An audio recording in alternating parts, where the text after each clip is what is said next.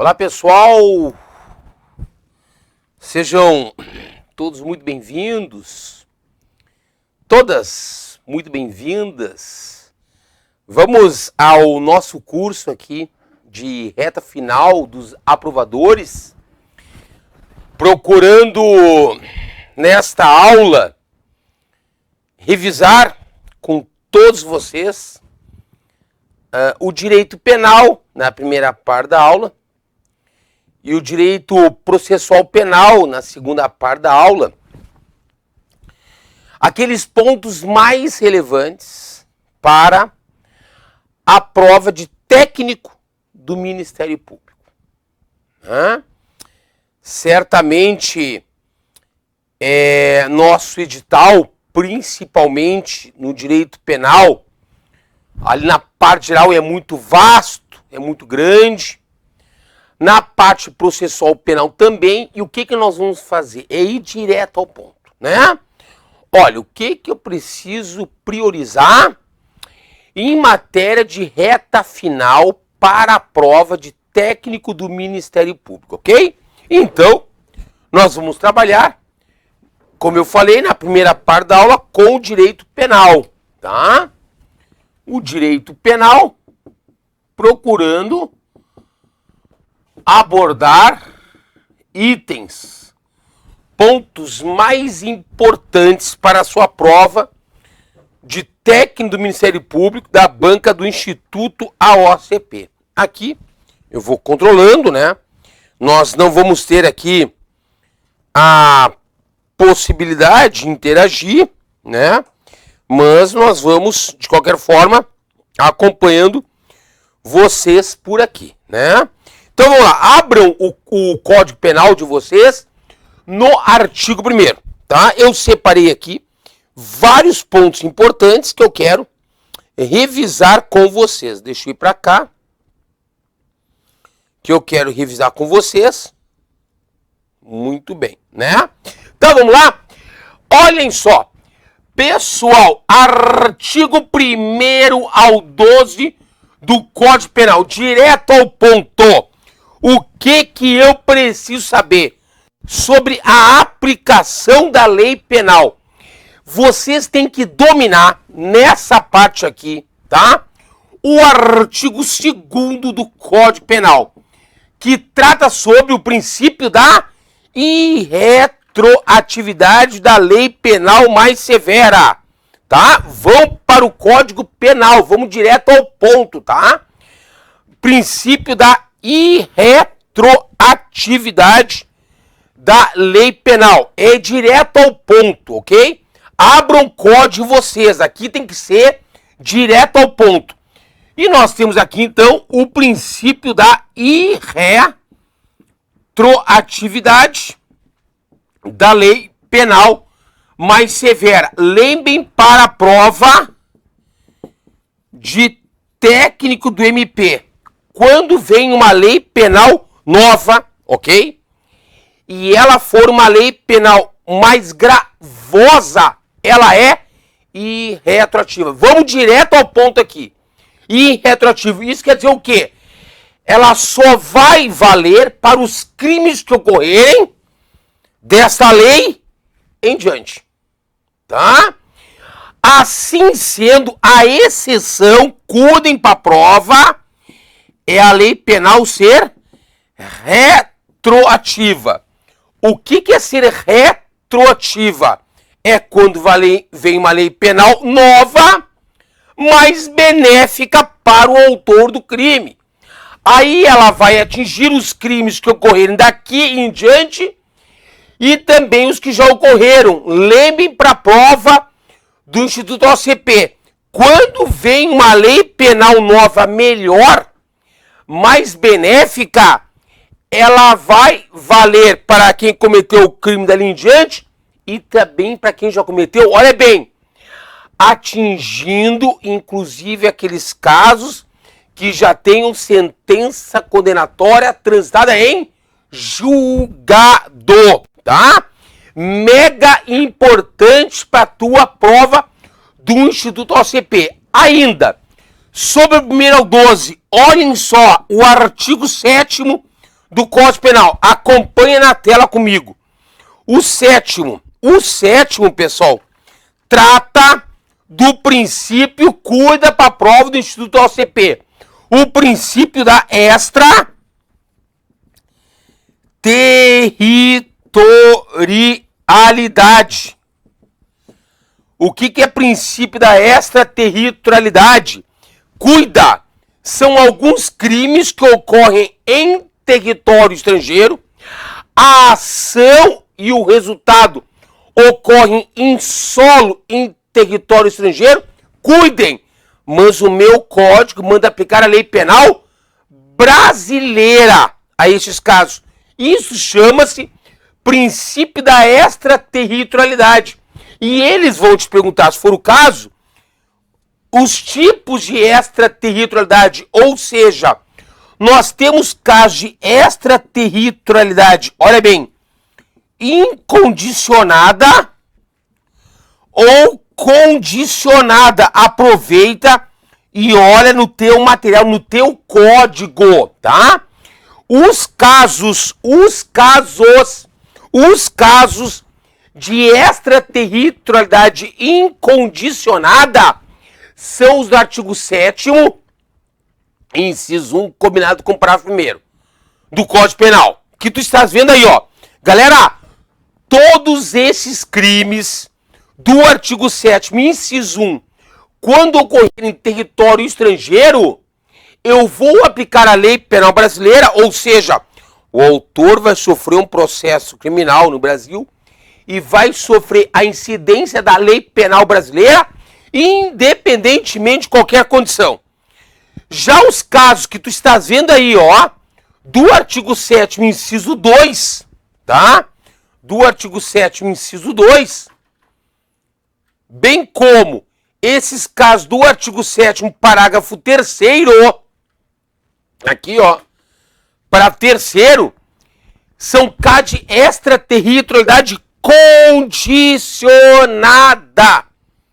Ou seja, esses crimes que tu estás vendo aí, do artigo 7º, inciso 2, bem como do artigo 7º para terceiro, quando ocorrerem em território estrangeiro, eu vou aplicar a lei brasileira se e somente se preenchidas todas as condições do parágrafo 2º. Por isso, o Instituto OCP pode te perguntar, lá no dia 18, é o seguinte, ó, é caso de extraterritorialidade incondicionada?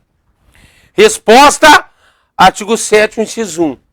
Ou é caso de extraterritorialidade condicionada? Artigo 7º, inciso 2, ou artigo 7º para terceiro. Baita pergunta de prova, tá?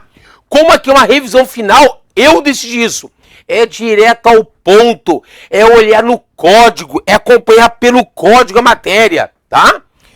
Prosseguindo, ainda revisando o direito penal. Outra partezinha do edital, tá escrito lá do crime e da imputabilidade penal. É a teoria geral do crime. O que é a teoria geral do crime? São regras gerais que se aplicam aos crimes. Para você entender os crimes em espécie, tem que saber sobre essas regras gerais, que começam lá no artigo 13, a teoria geral do crime. Cuidem para a prova de técnico do MP. Para tu afirmares que uma pessoa comete um crime, me acompanha aqui, para tu afirmares que a pessoa comete um crime, tu tens que verificar se o fato dela é típico, mais antijurídico, ilícito, né? E culpável. O plano da culpabilidade. Tem que saber para a prova, tá? Quais são as causas que afastam a tipicidade, as causas que afastam a ilicitude, os requisitos e as causas que afastam culpabilidade. Como eu estou indo direto ao ponto, e é isso que eu vou fazer, presta atenção aqui, hein? Presta atenção aqui, ó. Não percam, eu sei o que eu falo, vocês vão se lembrar de mim na hora da prova. Penal e processo penal é aqui. Vem comigo, olha só. Quais são as causas que afastam a tipicidade do fato? Aí não haverá crime. Vem comigo. Coação física irresistível. Física irresistível. O estado de inconsciência. E os atos reflexos. O princípio da insignificância. E o princípio da adequação social. Então, quero dar destaque aqui ao princípio da insignificância, que quando o juiz adota, lá na sua sentença, o princípio da insignificância, ele está entendendo que não há crime, porque está excluída a tipicidade, chamada tipicidade material, porquanto exclui o crime, porquanto exclui a pena. Agora, aqui que eles podem te perguntar, e com mais probabilidade, muitas vezes, o fato que a pessoa praticou é típico, e eu vou para o plano da antijuridicidade, aqui tens que dominar, olha bem, o artigo 23 do Código Penal. Olha aí o artigo 23 do Código Penal. Artigo de prova. Artigo 23 do Código Penal, tá aqui, ó. Artigo 23 do Código Penal. Se tu fores para o 23, ele fala, olha bem aqui, ó. Se tu fores para o 23, ele fala, são causas que afastam a ilicitude.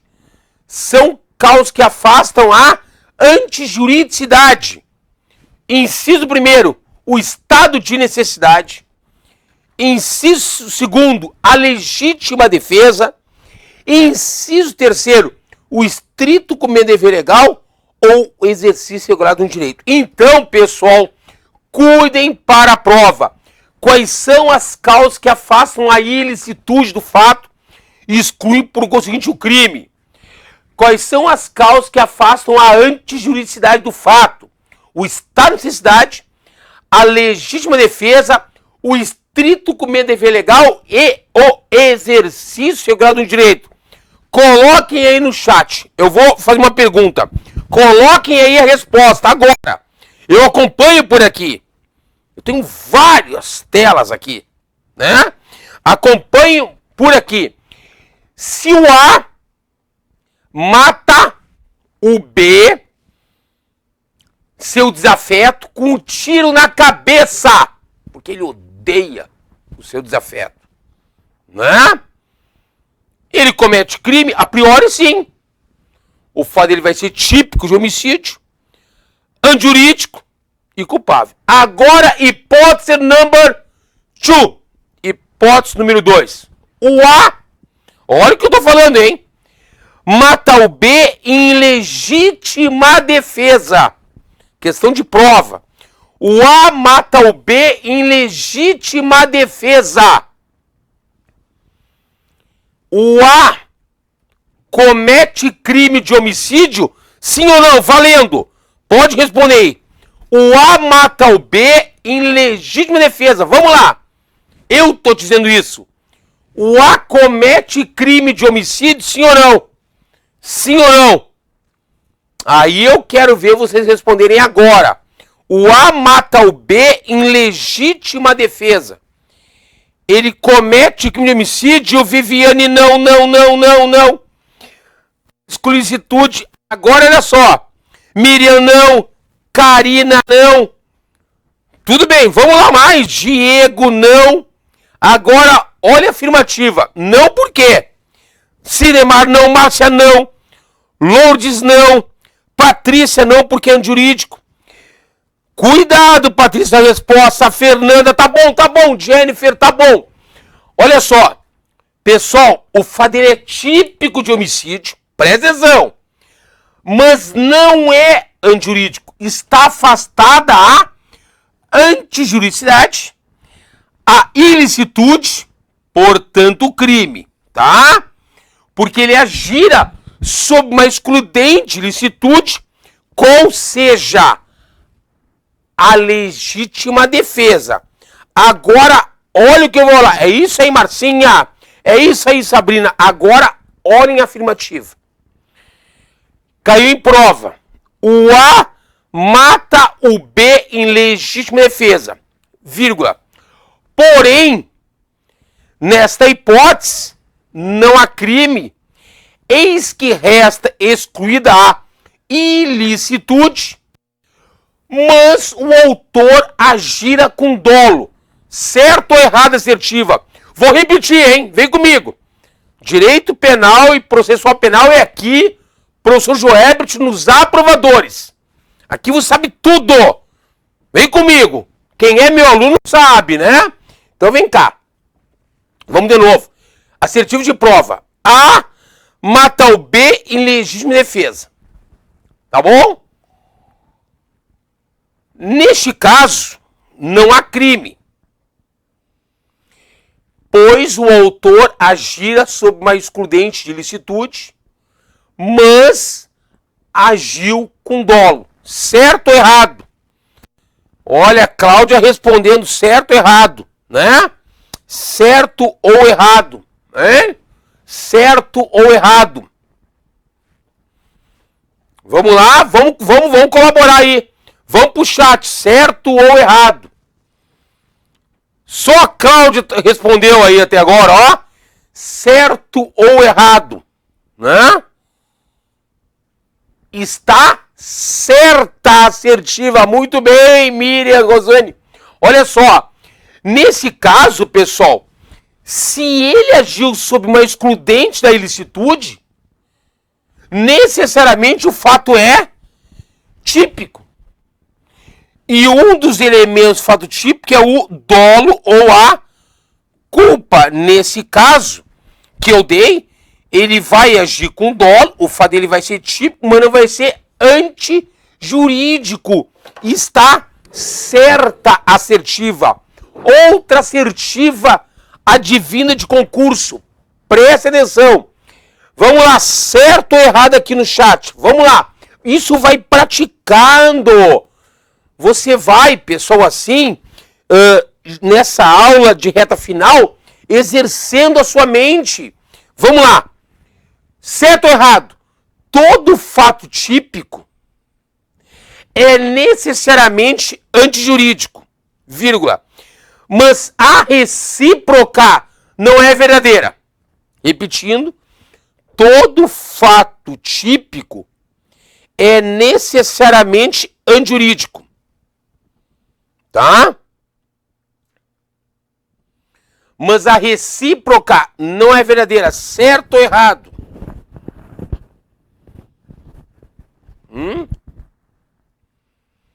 Certo ou errado? Fernanda, certo.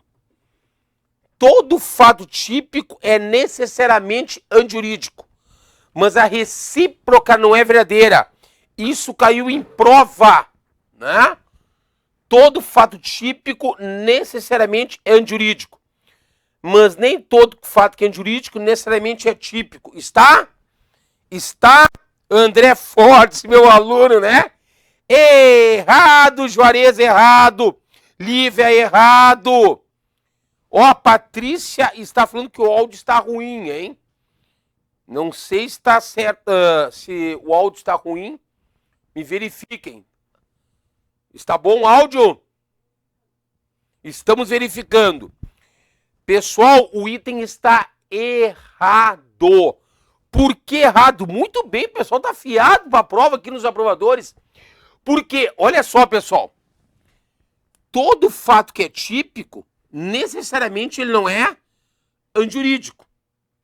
Quem mata em legítima defesa pratica um fato típico de homicídio, mas não antijurídico. Agora, todo fato que é antijurídico, se eu já estou no plano da antijuridicidade, necessariamente ele é típico. Então, qual é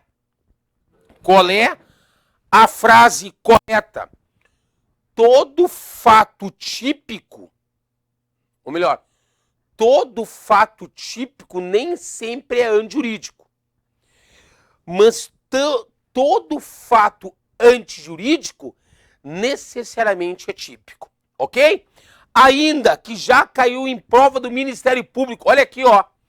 Para o antigo secretário de Diligências. Eles queriam saber a diferença entre estado de necessidade e legítima defesa. Vou dizer. Legítima defesa, tu só podes alegar em relação a uma agressão humana. Agressão de uma pessoa.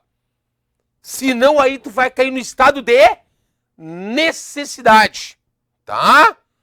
Estado de necessidade. Então, legítima defesa só se alega em relação à agressão humana de uma pessoa em relação a ti. Se não é isso, aí tu recais no estado de necessidade. Claro que a legítima defesa pode ser própria ou de terceiro. Ainda,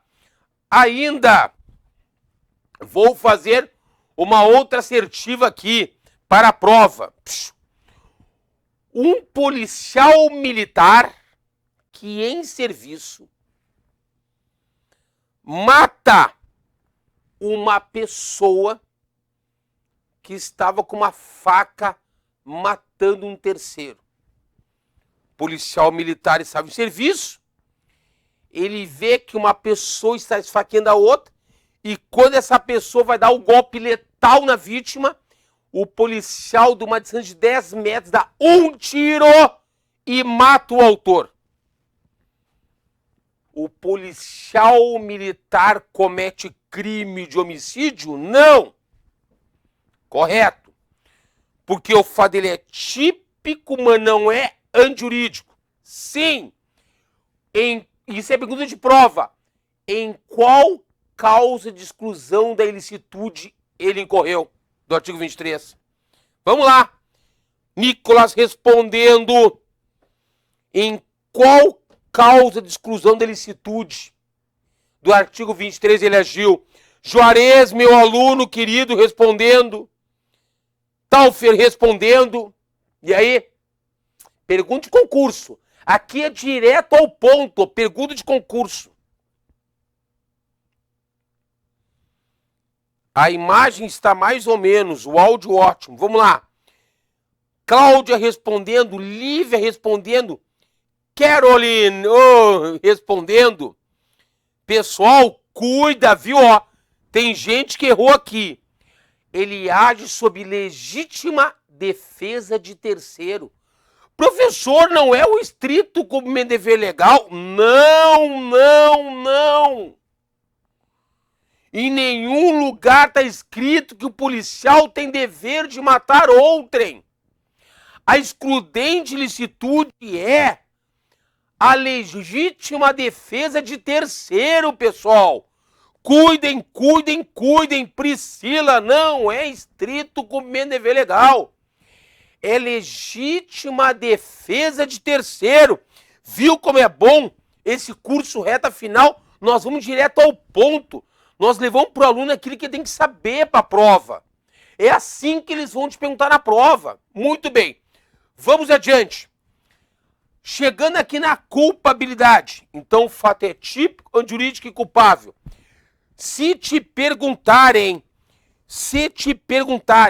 quais são os 3 requisitos da culpabilidade: imputabilidade do autor, potencial consciência da ilicitude e a exigibilidade de conduta diversa. E se te perguntarem por Instituto OCP, olha só, quais são as causas que afastam a culpabilidade do fato? Vou te lembrar. Artigo 26, doença mental completa. Artigo 27, menoridade penal. Artigo 22 do Código Penal, a coação moral irresistível e a obediência hierárquica. E a embriaguez completa acidental. Aqui, ó, vou lá para os artigos. Quais são as causas que excluem culpabilidade? O fato é típico, aneurisma, mas não vai ser culpável. A doença mental completa, artigo 26 caput, tá? A menoridade penal, artigo 27 do Código Penal. E olha bem agora, olha para os apaixonados, ó, o 28 aqui, ó. Não exclui a imputabilidade, a emoção ou a paixão. Quem agiu sob uma violenta emoção ou sob uma grande paixão, não se lembra nada do que ocorreu. Isso não afasta a tua imputabilidade, isso não afasta a tua responsabilidade penal. A embriaguez voluntária ou culposa pelo álcool ou substância de efeitos análogos. O indivíduo que se embriagou voluntariamente, tá?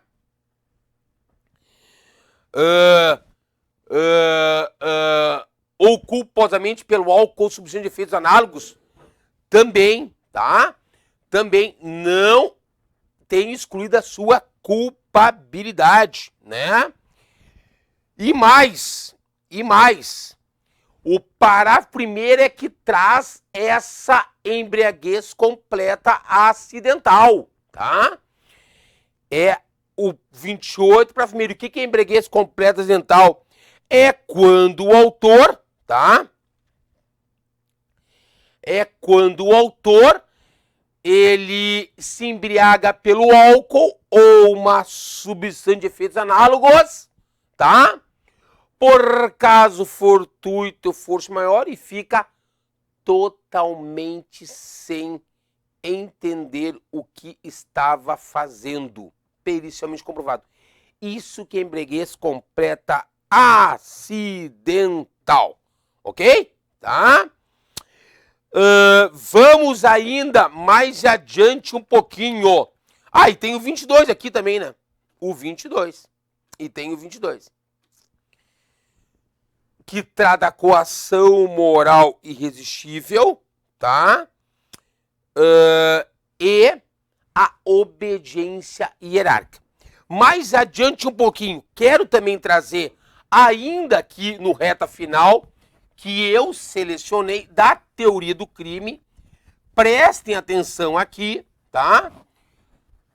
O artigo 15 e o 16. Cuida para a prova. O 15 e o 16. Então, vamos ali. Galera, vamos para o 15 aqui, ó. Cuidem para a prova de técnico do Ministério Público, tá bom? Olha só. Artigo 15, pessoal. Cuidem esses dois artigos. Penal é aqui. Vem comigo que aqui vocês aprendem penal e processo penal. O 15 trata de um instituto, cuida aqui, ó, chamado desistência voluntária e arrependimento eficaz, tá? Fala o seguinte, 15. O agente que voluntariamente desiste de prosseguir na execução ou impede que o resultado se produza, só responde pelos atos já praticados. Cuida para a prova. Desistência voluntária e arrependimento eficaz não são a mesma coisa, mas geram as mesmas consequências no âmbito do direito penal. Olha o que eu vou dizer agora aqui, ó. Olha o que eu vou dizer agora aqui, ó. Desistência voluntária e arrependimento eficaz são também chamados de tentativa abandonada ou de tentativa qualificada. O que é isso? É quando o autor inicia a execução do crime, ele age com dolo, ele quer atingir o resultado, mas durante a execução ele para por ato voluntário. Ele fisicamente para e evita o resultado, que o resultado ocorra. Nesse caso, ele não vai responder por tentativa do crime que queria, porque tentativa, artigo 14, inciso 2 do Código Penal, tá? É quando ele inicia a execução e o crime não se consuma por motivo alheio à vontade dele. Então, e vai responder, nesse caso, por um crime menos grave que consumou até ali. Olha o exemplo. A tá com uma faca aqui, ó. Encontra B, seu desafeto, e começa a esfaqueá-lo com a intenção de matá-lo. Tá? Ele está esfaqueando o B e vem C e segura o A e impede a morte de B. Qual é o crime de A? Tentativa de homicídio. Homicídio tentado. Ele iniciou a execução do crime e não consumou por motivo alheio à sua vontade. Muito bem. Hipótese B. Hipótese B agora. A encontra B, seu desafeto.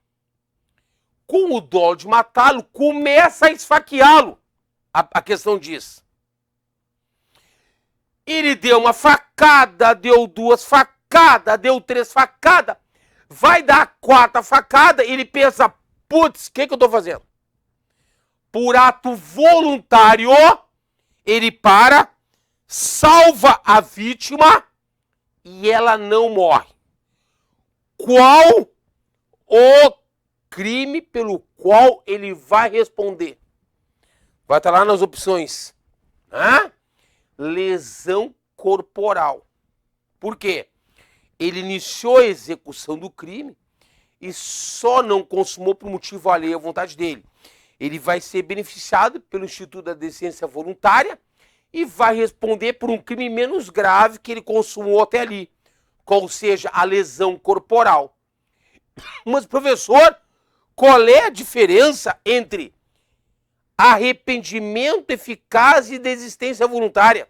Se me perguntarem, qual é a diferença entre desistência voluntária e arrependimento eficaz? O momento em que o autor para. Presta atenção. Se ele para durante a execução, desistência voluntária. Se ele já praticou todos os atos de execução, tá? Mas o resultado ainda não se consumou. Aí que ele se arrepende e evita o resultado, aí eu chamo arrependimento eficaz. Ficou claro? Arrependimento eficaz. Ficou claro? Galera, o que eu estou falando aqui é imprescindível para a prova de técnico. É imprescindível para a prova de técnico. E não confundam isso ainda, ó. Olha aqui, ó. Com o artigo 16 na tela. É direto ao ponto aqui na aula de revisão. Com o arrependimento, eu falei do 15. O 16 é o arrependimento posterior, que é uma outra coisa. O 16 diz: nos crimes cometidos sem violência ou grave ameaça à pessoa, reparado o dano ou restituído a coisa, a vítima, até o recebimento, não é só até o oferecimento, até o recebimento da denúncia pelo juiz ou da queixa-crime, se o crime é de ação penal privada, por ato voluntário do autor, a pena lá na sentença vai ser reduzida de 1 a 2 terços. Pessoal, presta atenção. Presta atenção. Olhem para cá, olhem para cá. Chama toda a família, olhem para cá. Chamem todos da família que eu vou explicar. Chamem todos da família que eu vou explicar. Chama a família inteira aí. Vamos de novo. Desistência voluntária, tá? É quando o autor está na execução e por ato voluntário durante a execução ele para e evita o resultado. Ele só vai responder pelo crime menos grave que ele consumou até ali, não tentativa do crime que queria. Arrependimento eficaz ele já praticou todos os atos de execução, mas não ainda consumou, aí que ele se arrepende e eficazmente salva a vítima. responde somente pelos atos já praticados. Professores, se o resultado ocorreu, aí não vai ser beneficiado pela desistência voluntária ou arrependimento eficaz. Isso é uma coisa. Então, para tu diferenciares desistência voluntária e arrependimento eficaz, é o momento em que ele para. Ok?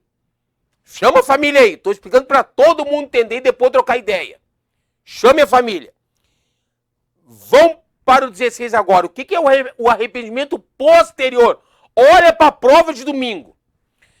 Arrependimento posterior é só uma causa de diminuição de pena que vai influenciar na pena dele. O que é o arrependimento posterior? O indivíduo cometeu o crime, ele consumou. Depois que ele consumou, ele se arrepende.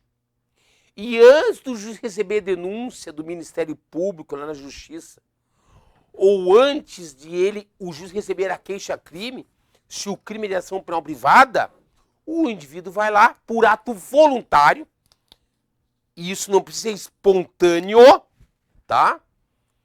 Tem que ser voluntário, e devolve a coisa à vítima, ou repara ela o dano. Isto é arrependimento posterior. Só que este benefício 16 só cabe em crimes que não sejam cometidos com violência ou grave ameaça à pessoa. Furto, apropriação indébita, estelionato, peculato. Então, pessoal, não confundam para a prova o 15 com o 16. Pergunto para vocês, tá? Eu fui claro, isto é essencial para a prova, tá? Ficou claro aqui? Creio que sim, né? Maravilha, vamos adiante. Vamos adiante. Então, na teoria do crime, o que eu quero que lembrem para a prova?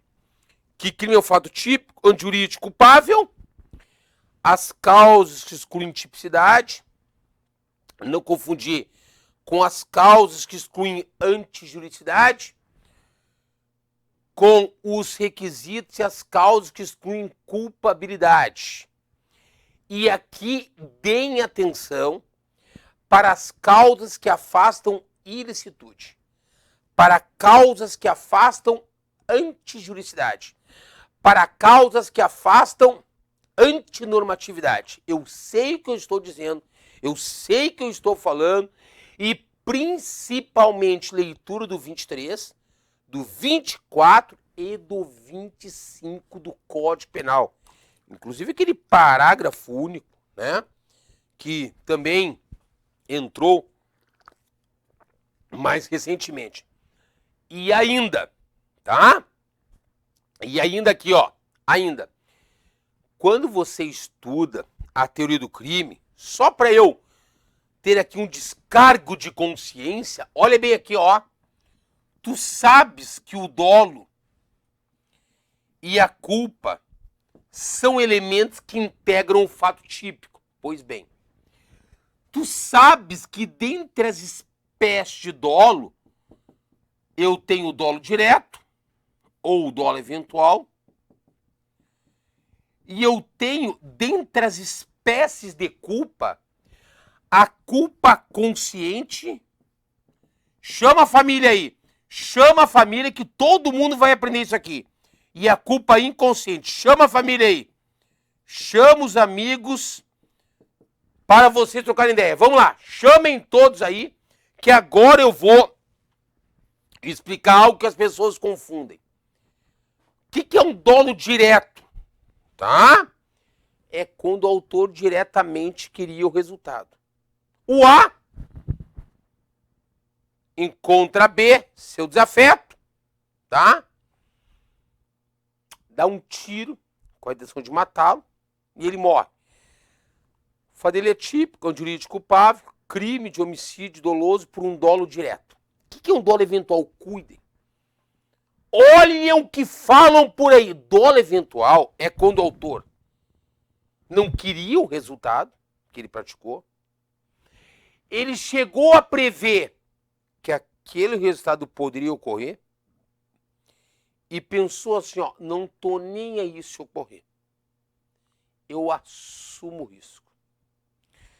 O A tá fazendo aqui tiro ao alvo, e tem pó de arma, tudo, e vê que alguém que não enxerga, que não vê que ele está atirando, vai passar pelo local, né? E ele pensa assim, ó, pô, eu não quero matar aquela pessoa, mas também, pô, vai passar logo na hora que eu tô fazendo tiro ao alvo. Mas também se matar, azar.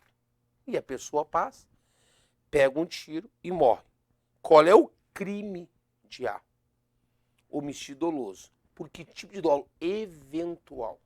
O que é dolo eventual? Tá? Ele não queria o resultado, previu que podia ocorrer, mas se tornou indiferente se viesse a ocorrer. Tá? Agora tu vais para a culpa, modalidade de culpa. O que é um crime culposo, pessoal? Crime culposo é aquela conduta do autor, que ele não agiu com dolo, com intenção, mas com a inobservância do dever objetivo de cuidado, e ele acabou causando aquele resultado por imprudência, negligência ou imperícia. Muito bem, tá? Agora, dentro das modalidades de culpa, cuidem! Culpa consciente. Pessoal, o que é a culpa consciente? Na culpa consciente, o autor não queria o resultado que provocou. Ele chegou a prever no caso concreto que aquilo podia ocorrer e pensou assim, ó, não, mas nada vai acontecer. É chamada culpa com previsão. Vou dar um exemplo. O A está fazendo tiro ao alvo nos fundos de sua fazenda e vem um amigo lhe visitar. Ele olha para o amigo e ele é um exímio atirador e ele dá um tiro, tá? Só para assustar o indivíduo, para passar aqui ó, na ponta da orelha. Só que pega no meio da testa e mata o indivíduo. Qual o crime perpetrado pelo autor? Homicídio culposo. Culposo! Sim. Por uma culpa consciente. Ele não queria matar. Ele chega a prever que aquilo pode ocorrer, mas acha que nada vai acontecer. Joebert, então, qual é a grande diferença para a prova de dolo eventual e culpa consciente? No dolo eventual, o autor não queria o resultado. Na culpa consciente, ele também não queria o resultado. No dolo eventual, ele chega a prever que aquilo pode ocorrer. Na culpa consciente, ele também chega a prever que aquilo pode ocorrer. Mano, dolo eventual, ele pensa assim, ó, não tô nem aí, assumo o risco. Na culpa consciente, ele pensa assim, ó, não, nada vai acontecer. É o exemplo do atirador de facas da doutrina também. E a culpa inconsciente é uma culpa sem previsão, né? O autor não chega a prever que aquilo pode ocorrer, mas de qualquer forma age com imprudência, negligência ou imperícia, tá? Pessoal, deixa eu ver se eu respondo algumas perguntas. Algumas eu consigo responder, né? Tem muita coisa aqui. Deixa eu ver as últimas aqui. Ah, o Edemar fala, o atirador de facas, exatamente. A Márcia Pacheco, prof, prova de técnico, será que vem historinha? Se tu te baseares em provas anteriores, como por exemplo de secretário de diligência, sim, botava historinha, tá? Botavam sim. Então não é só a lei também, né? Eu tô indo um pouquinho adiante, me baseando inclusive em prova anterior de técnico. Que o cargo era secretário de diligências, Márcia, tá? Muito bem, vamos prosseguir, tá? Vamos prosseguir. O próximo item que eu quero lembrá-los é a parte da aplicação da pena, tá? Aplicação da pena. Pessoal, no que tange a aplicação da pena, eu sei que é uma parte ampla, que vai até a extinção da punibilidade do 32 ao 120. Porque teoria geral é isso, né? Crimes e penas, tá? Crimes e penas. Muito bem. Na parte da aplicação da pena, eu quero botar aqui um esqueminha rápido para vocês aqui. Pergunto para vocês, agora eu vou abrir meu chat aqui, ó. Posso botar um esquema aqui, ó. Deixa eu ver aqui meu horário. Que vai durar mais ou menos 20 minutos. Vocês vão me acompanhar? Tá? Posso botar um esqueminha aqui que vai durar mais ou menos uns 20 minutos. Aí vocês vão me seguindo o raciocínio comigo. Do 32 ao 120. Posso botar? Vou resumir toda a aplicação da pena para vocês. Pode sim. Olha a Viviane respondendo. Vou colocar então, mas tem que estar com o código aberto, tá? Vocês vão se lembrar de mim na hora da prova. Eu tô avisando, tá? Vamos lá então. 32 120, com o código aberto do lado. É muito artigo para ver. Então vou colocar o esqueminha aqui, ó. E é só aqui nos aprovadores que vocês têm isso. Podem acreditar. É só aqui. É curso de reta final. Tem que ir direto ao ponto. Tá? Direto ao ponto. Então vamos lá. Vou colocar aqui, ó. Vou colocar o esqueminha. Vocês vão se lembrar de mim na hora da prova, no dia 18 de julho de 2021. Tá? Pode chamar os amigos aí para entrarem no YouTube dos aprovadores, né? Abram o código, vocês vão ver. Eu trato disso em sala de aula. Aqui é revisão final. Então vamos lá. Atenção, podem chamar o pessoal aí para assistir. Todo mundo, vão compartilhar, né? O André, se tiver historinha de facada, pode, prof. Bah, direito penal é só sangue, né? Vamos parar, André. É só sangue. Vamos parar de falar agora de exemplo aqui, então, um pouquinho. Maravilha, vamos que vamos. Foi. Aplicação da pena. Pessoal, quem comete um crime, depois eu quero que vocês digam se foi top ou não foi top. Olha o Juarez falando isso porque é meu amigo, né? Vamos lá. Pessoal, vamos ver se foi top ou não. Crime é um fato típico. Presta atenção. 32 a 120. Mais antijurídico, mais culpável. Muito bem. Dominei isso aqui.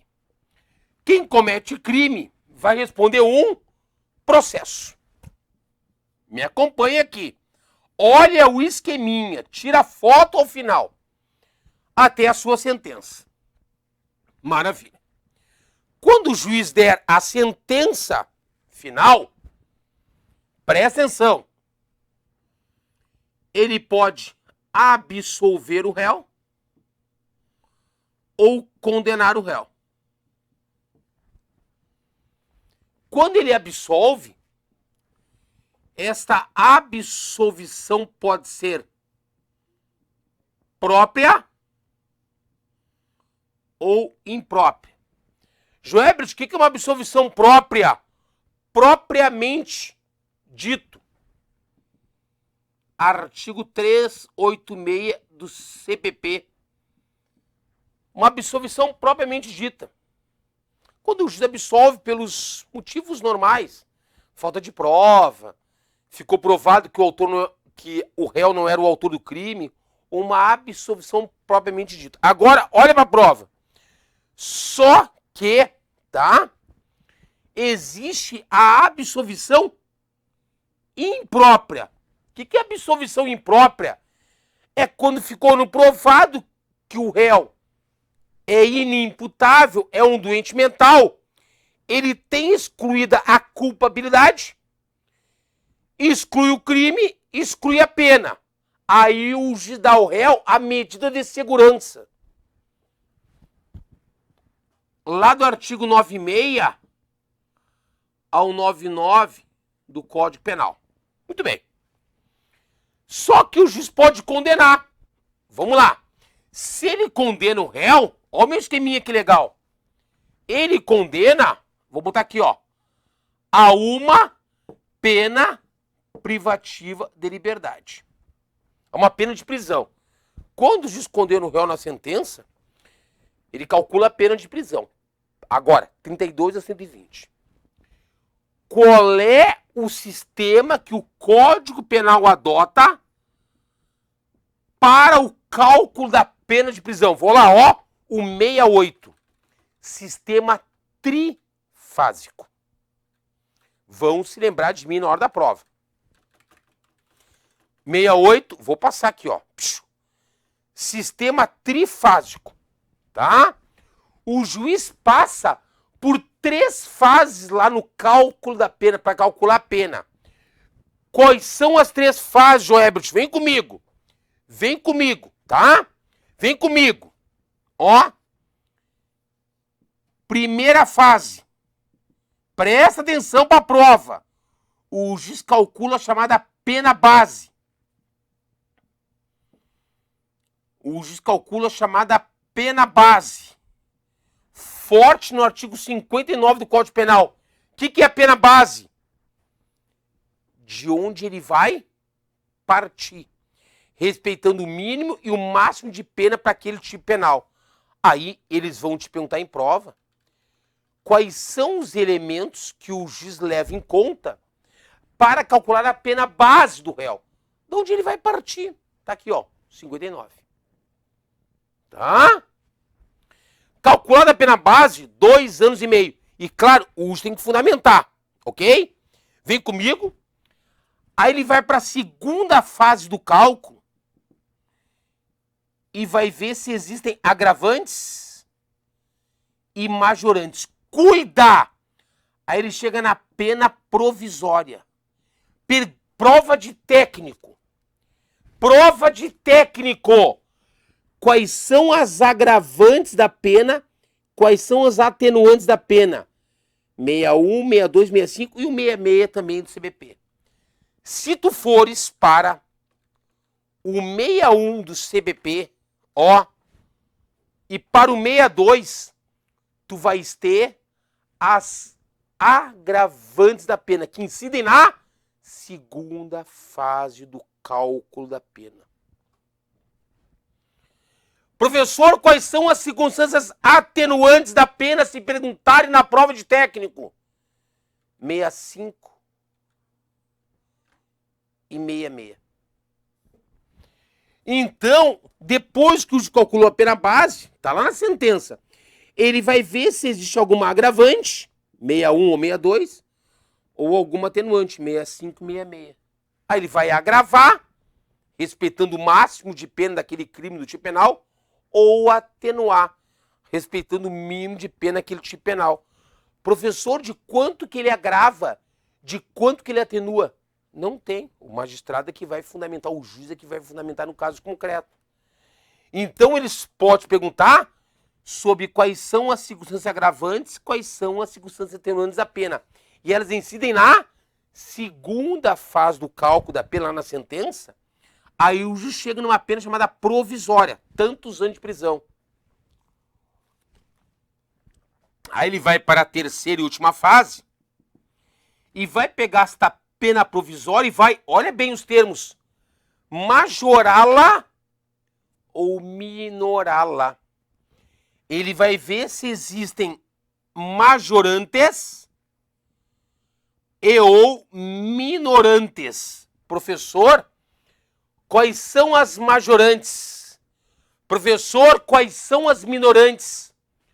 Toda a norma penal que mandar aumentar a pena naquela situação e trouxer um patamar fracionário, isso é chamada de majorante. Isso é chamado de causa de aumento de pena. toda norma penal que mandar diminuir pena e trouxer patamar fracionário, aquilo é causa de diminuição de pena, é uma minorante e são aplicadas na terceira fase. Se tu pegares, por exemplo, o 155, parágrafo 1º do Código Penal, aquilo é uma majorante. Se tu pegares o artigo 16 do Código Penal, aquilo é uma minorante. Incidem lá na terceira fase do cálculo da pena, em cima da pena provisória. Aí o juiz chega na pena definitiva, na pena final. Joelbert, o que é importante aqui da prova de técnico? Saibam que as agravantes e atenuantes incidem na segunda fase do sistema trifásico e saibam quais são as agravantes do 61 e as atenuantes do 65 para a prova de técnico. Aí, passado por isso, o juiz chega na pena definitiva, na pena final, tantos anos de prisão, tá? Então vocês viram aqui, ó, que eu já revisei vários artigos do 32 e 120. Eu quero dar destaque no seguinte também. A reincidência é uma circunstância agravante da pena. E eles perguntam muito, tá? O que é ser reincidente? Artigo 63 do Código Penal. Eles perguntam muito em prova, tá? O que é ser reincidente. Tá bom? Tá? Ficou claro? Tá? Agora eu vou lá. Chegou na pena de prisão. Eu tô lá na sentença. Eu sou juiz, tô lá na sentença. Se este réu, presta atenção, preencher, presta atenção para a prova de técnico, aqui nos aprovadores. É só aqui que você tem essa aula detalhada. Pode procurar por aí. Vem aqui. Se o juiz chega e calculou a pena de prisão, tá? Se o réu preencher os requisitos do artigo 44 do Código Penal, vou para lá. Ó, 44, ele vai pegar, colegas, aquela pena de prisão e vai substituir por uma pena alternativa. Artigo 44. O artigo 44 do Código Penal traz os requisitos para o juiz na sentença substituir a pena de prisão por uma pena alternativa. Aí eles vão te perguntar para a prova de técnico quais são os requisitos que o réu deve preencher para receber pena alternativa. Artigo 44 do Código Penal. Se ele preencher, tá? Se eles preencherem, se o réu preencher os requisitos, tá? Entre os requisitos do artigo 44, o juiz substitui a pena de prisão por uma pena alternativa. Professor, quais são as espécies de penas alternativas? Duas. As PRDs, as penas restritivas de direitos e a multa. Multa é um valor que o juiz condena e vai para o Estado. As PRDs estão no artigo 43, 45, 46, 47 e 48 do Código Penal. A multa é o critério dias-multa. Por dia de prisão, o juiz converte em multa. Artigo 49 ao 52 do Código Penal. Então, vamos de novo. Se o réu preencher, tá? Se o réu preencher os requisitos do artigo 44 do Código Penal, tá? Ele vai substituir a pena de prisão que ele calculou, ó, a pena de prisão, ó, por uma pena alternativa, que pode ser uma PRD, uma pena restritiva de direitos, ou a multa. Aí o Instituto OCP te pergunta, quais são as espécies de PRDs Tu vai ler o 45 aí, 46, 47, 48. Eles perguntam como é que o juiz calcula a multa na sentença como pena alternativa. Artigo 49 ao 52, principalmente o 49, que é o critério dias-multa. Mas, professor, e se o réu preencheu os requisitos para ganhar uma pena alternativa? Qual delas o juiz vai dar? Olha bem, aí nós vamos para o 44, parágrafo 2º do Código Penal. O juiz vai dar, se a pena de prisão que o juiz calculou ficou até 1 ano, o juiz vai dar como alternativa à prisão uma PRD ou uma multa. Se a pena de prisão ficou além de 1 ano, mas no máximo 4, que é um dos requisitos, né? Um dos requisitos para o juiz dar pena alternativa, aí o juiz vai dar 2 PRDs ou uma PRD e a multa, como pena alternativa, tá? Vem pra cá, presta atenção aqui, ó. Eu tô indo direto ao ponto, eu tô reproduzindo no quadro para vocês acompanharem. Professor, e se ele não preencheu os requisitos para ganhar pena alternativa na sentença, ó, vou pagar e vou continuar meu esquema. O esquema tem que continuar. Aí, se eu tô lá na sentença, o juiz calculou a pena de prisão, o réu, porventura, não preencheu os requisitos para receber pena alternativa. Aí o juiz tenta dar, ó, continuando, o sursis, artigo 7 do Código Penal. O direito vem do latim, o sursis, suspensão condicional da pena. O que é isso, professor? Tá? Ele vai pegar aquela pena de prisão que ele calculou e vai deixá-la suspensa por um período de 2 a 4 anos, mediante condições. E que condições são essas? O juiz deve fixá-las na sentença. O que o Instituto OACB pode perguntar no domingo? Quais os requisitos para o réu, para o juiz dar o sursis ao réu?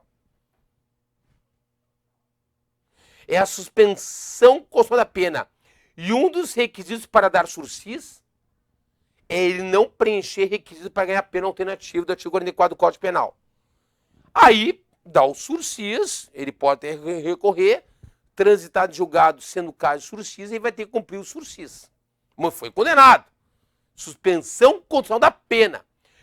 Professor, o sursis está onde? 77 a 82. Professor, e se ele não cumpriu os requisitos para o sursis? Claro, ali tem o sursis humanitário, o sursis etário, mais abaixo, né? E se ele não cumpriu os requisitos para o sursis? Aí, pessoal, sobrou só a pena de prisão. Aí o juiz fixa na sentença o regime inicial que ele vai cumprir a pena de prisão. Tá, mas como é que o juiz fixa se é o fechado, o semiaberto ou aberto? Artigo 33 do Código Penal. Em regra, funciona assim, ó. Presta atenção. Se a pena de prisão ficou até 4 anos, o regime inicial é o aberto. Se ficou entre 4 e 8, é o semi. Além de 8 é o fechado. Aí depois ele vai vir progredindo durante a execução da pena. Vocês notam que em alguns crimes a pena é detenção. Noutros a pena é reclusão. Quando a pena é detenção e o réu recebe pena de prisão na sentença, o regime inicial vai ser o aberto ou o fechado. Quando a pena for reclusão, o regime inicial pode ser o aberto, o semi ou fechado. Artigo 33 do Código Penal. Aí, pessoal, sobrou pra ele a pena de prisão. O juiz dá a sentença, ó. Dessa sentença caberão recursos que tu estudas lá no processo penal. Até transitar no julgado, se for condenado, vai ter que executar a pena. Então, até aqui, quais são os artigos que eu quero que tu revises. Anota aí, por favor. Anota aí. Anota aí. Anota aí. É muito artigo. Aqui é aula de reta final, é revisão. Para a prova do Instituto OCP. Sobre pena. Pena em si. 33. Bota aí. 33. Bota aí. Vai por mim que penal é comigo. Vamos lá. Artigo 33 do Código Penal.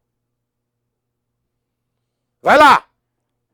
41 que fala da detração penal. Eles perguntam direto em prova. E aqui nos aprovadores a gente mostra o que cai em prova.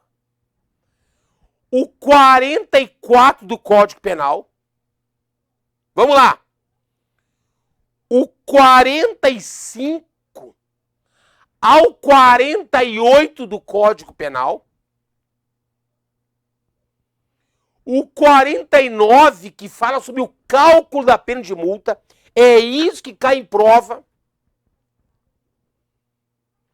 O 61, 62, 63, 64.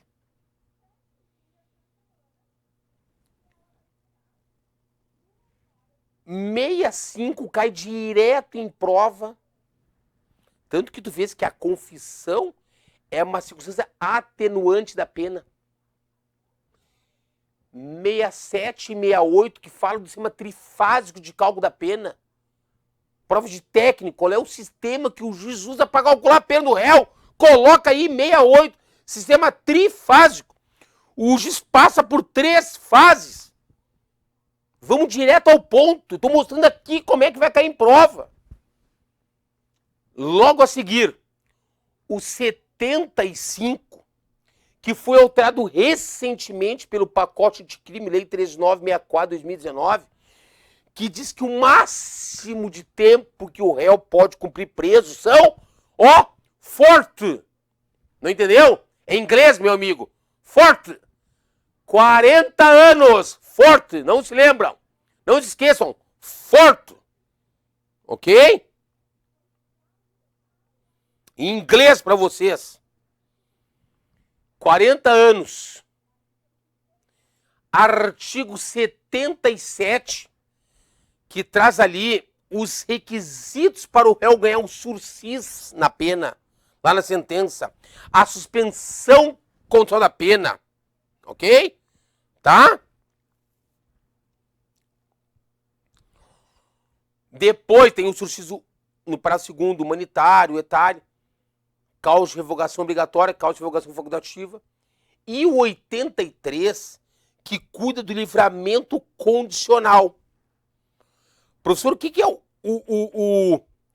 o livramento condicional? Lá durante a execução da pena, o juiz de execução vai controlar a execução da pena, tá? O juiz vai controlar a execução da pena. E o que vai ocorrer? O juiz vai controlar a execução da pena e o réu vai poder ganhar um livramento condicional. Sair na condicional. Depois que ele cumprir parte da pena. Ok, galera? Tá, e para terminar essa parte de aplicação de pena, olha aqui, ó. E se depois que o réu cometeu o crime, presta atenção para a prova no dia 18 de julho. Se ocorrer qualquer uma das causas do 107, presta atenção, nós vamos ter extinta a punibilidade do réu. O que é ter extinta a punibilidade do réu? O que é ter extinta a punibilidade do réu? O crime houve, tá? Mas o Estado não vai mais dar pena. What's the causes? Ou seja, quais são as causas de extinção da punibilidade? Em inglês, para tu gravares, né?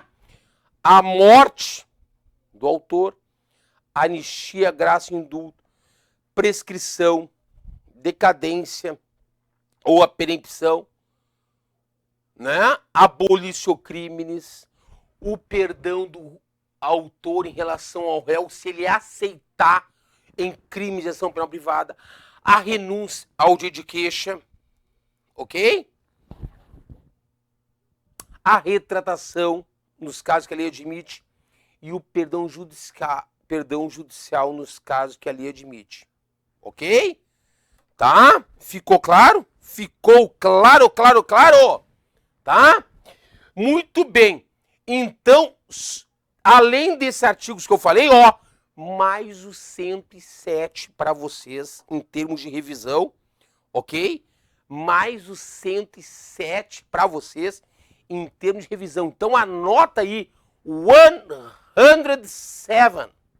Para quem não entendeu nada, eu falei 107 em inglês, para a sua prova de técnico do Ministério Público. Vai aí que nós sabemos o que nós estamos falando, ok? Ainda, antes do nosso intervalo aqui, então, sobre a aplicação de pena, é isto, tá bom? É isto, ok? Quero saber se vocês gravaram as dicas em inglês,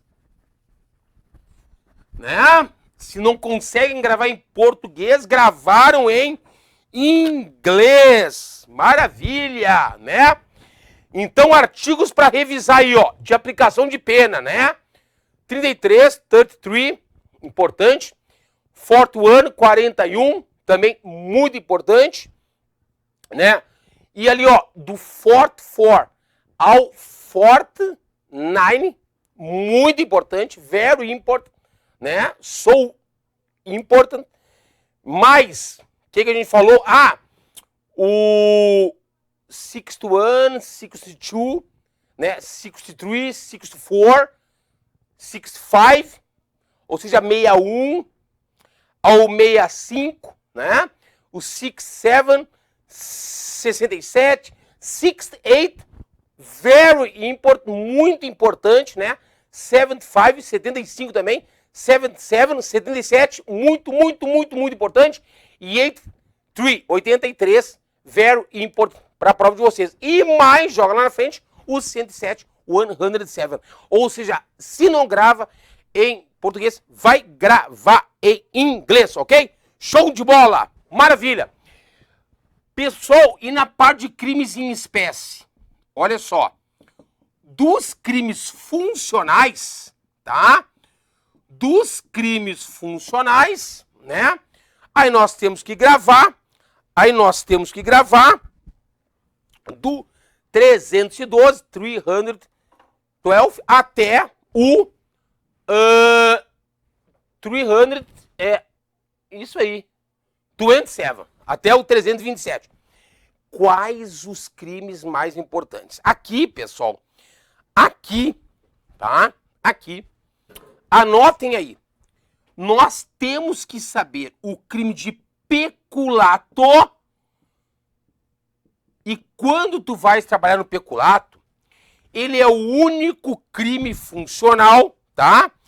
Ele é o único crime funcional que admite a forma culposa. Lembrem para a prova que é o peculato culposo. O que é o peculato culposo? É quando, tá?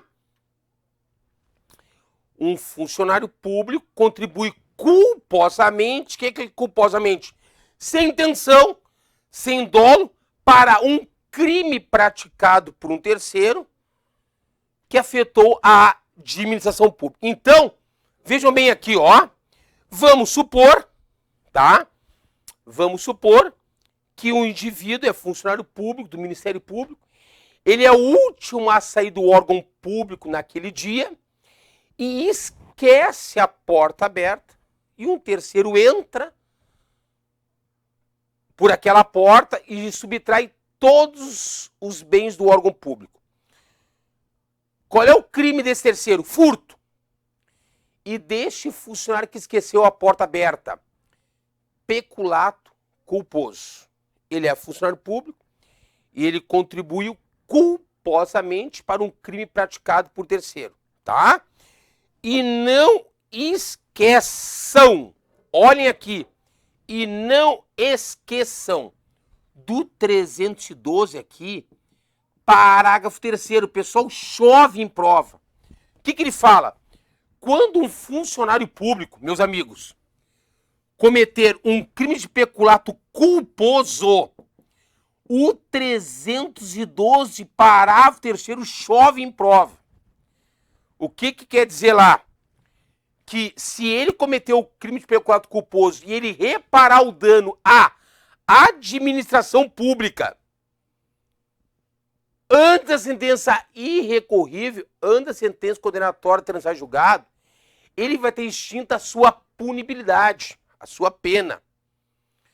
Agora, se ele cometeu o crime de peculato culposo, ele deixar o processo criminal correr, for condenado e transitar em julgado a sentença e resolver reparar o dano à administração pública após o trânsito julgado da sentença, após a sentença irrecorrível, ele só vai ter a pena reduzida até metade. Então, anota aí, ó, eu vou para ele lá, eu vou pular lá no 312, mega importante, o 312 para a prova, mega importante, tá?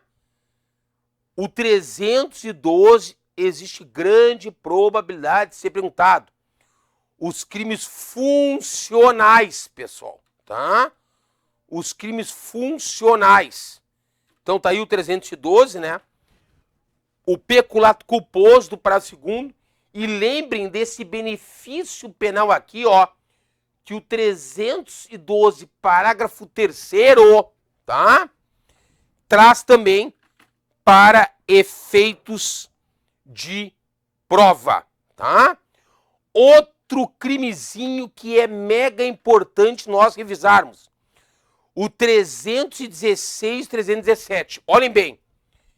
Pessoal, o 316 não se confunde com o 317, tá? O 316 traz o crime de concussão. O 317 traz aqui o crime de corrupção passiva, tá? Olha bem, o que é concussão? É quando o autor exige vantagem indevida em razão do cargo, uma propina, por exemplo. O que exige? Ele força, ele obriga uma pessoa, tá? A entregar uma vantagem indevida em razão do cargo, uma propina. E é crime formal. Basta o funcionário exigir, consumou, tá? E o que é corrupção passiva? A corrupção passiva é quando o funcionário público solicita, recebe ou aceita a promessa de receber vantagem indevida em razão do cargo. Então, pessoal, o que é solicitar? É pedir, sem forçar, ou receber, sem ter pedido, ou aceita a promessa de receber algo, uma propina, por exemplo. E também é crime formal. Basta o funcionário solicitar a propina, consumou o crime. Tá? E eu quero lembrá-los ainda para efeito de prova, olha bem aqui, ó, o 317, parágrafo segundo, que já caiu na prova de técnico, mas do TJ. A corrupção passiva privilegiada, que é quando o funcionário público, por exemplo, deixa de praticar ou retarda, tá? Ate ofício com infração dever funcional, cedendo por causa da influência ou pedido de alguém, pena 3 meses a 1 ano ou multa. Por exemplo, eu sou oficial de justiça e deixo de cumprir o mandado de citação só porque um amigo meu pediu para não citar aquela pessoa que é amigo dele. Isso é de corrupção passiva privilegiada, 317 para o segundo, olha bem, que não confunde com prevaricação. Mas como é, Joebert, que eu diferencio corrupção passiva privilegiada de prevaricação? O dolo específico é diferente. Se um funcionário público, tá? Deixa de cumprir com ato de ofício só porque alguém pediu, é corrupção passiva privilegiada o crime. 317, parágrafo 2º. Agora, se ele deixa de cumprir com ato de ofício seu para satisfazer interesse ou sentimento pessoal dele, funcionário, aí é prevaricação. Então, se eu sou oficial de justiça, vou citar um réu, eu não o cito só porque um amigo meu pediu, que eu conhece, eu cometo o crime de corrupção passiva privilegiada. Agora, se eu vou citar um réu e eu não o cito porque eu fui ver o réu, meu melhor amigo, não quero prejudicá-lo, aí meu crime é prevaricação do 319. Tá? Ok? Professor, e para configurar o crime de concussão do 316, de corrupção passiva do 317, tem que ser necessariamente uma vantagem econômica? Não. Qualquer tipo de vantagem. Inclusive sexual, se for o caso. Tá? E depois, eu quero que você revise, então, o 325, violação de estilo funcional, e lembrar que esses crimes funcionais são crimes próprios. São crimes de sujeito qualificado. São crimes que requerem uma qualidade especial para o seu autor, aqui no caso, ser funcionário público. E o artigo 327 do Código Penal, ele é uma norma penal conceitual. Tá aqui, ó. Ele traz o conceito do que é ser funcionário público para fins de sujeito ativo dos crimes funcionais. Tá aqui, ó. E ele traz no 327, parágrafo 1º, uma majorante. Perdão, no 327, parágrafo 1º, um conceito de equiparação. E é um conceito amplo, que atinge até mesmo o estagiário do órgão público. E no 327, parágrafo 2º, uma majorante. E olha só, a informação final aqui, ó. Olha bem, ó. Os crimes funcionais são crimes próprios. Eis que exigem uma qualidade especial para o seu autor, aqui no caso ser um funcionário público. Apesar de os crimes funcionais serem crimes próprios, tá? O particular, aquele que não é funcionário público e auxiliar o funcionário público na execução do crime funcional, sabendo que ele é funcionário, responde pelo mesmo crime do funcionário. Até porque a responsabilidade penal é subjetiva. Então, no âmbito dos crimes funcionais, priorizem. Anota aí. 312. O 313A. 316. 317, 319, 321, 325 e 327. Então, pessoal, nesta revisão de direito penal, direito material, claro que a base é a lei, mas temos que ir um pouquinho além. Então, ó, do 1º ao 12, priorizem o artigo 2º ao 7º, o 2º e o 7º, perdão.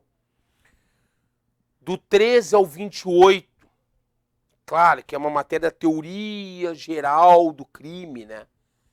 Causas que excluem tipicidade, causas que excluem licitude, causas que excluem culpabilidade. E priorizem 14, 15, 16, 17, o 23, 24, 25, 26, 27, 28. O 29, na para o concurso de pessoas, se puder dar uma lidinha nele, aqueles parágrafos geralmente caem. E do 32 ao 120, repetindo, 33, 41, 44 ao 49, 61, 62, 63, 64, 65, 66, 67, 68, 7577, 83 e o 107. E nos crimes funcionais, esses últimos que eu falei, porque depois cai lá nos crimes em espécie, o 312 e o 327. Esse que eu falei agora para vocês, 312, né? 313A, 316, 317, 319, 321, 325, 327, ok? Está aqui, assim, ó, indo direto ao ponto para tu olhares na lei e lembrares na hora da prova. Vai ser uma prova muito tranquila, podem crer em direito penal. Esforcem-se. Há tempo. Pessoal, eu tô dizendo dá certo, mas tem que acreditar. Pensa em ti neste momento. Pensa na tua capacidade neste momento. Nós estamos junto com vocês, nós sabemos o que nós falamos em aula e vai dar certo, ok? Nós aqui vamos fazer um intervalo na nossa aula reta final, direito penal e processo penal para o curso de técnico, e na segunda parte da aula, processo penal. E eu vou apontar aqui os artigos mais relevantes para a prova de vocês, ok? Até mais.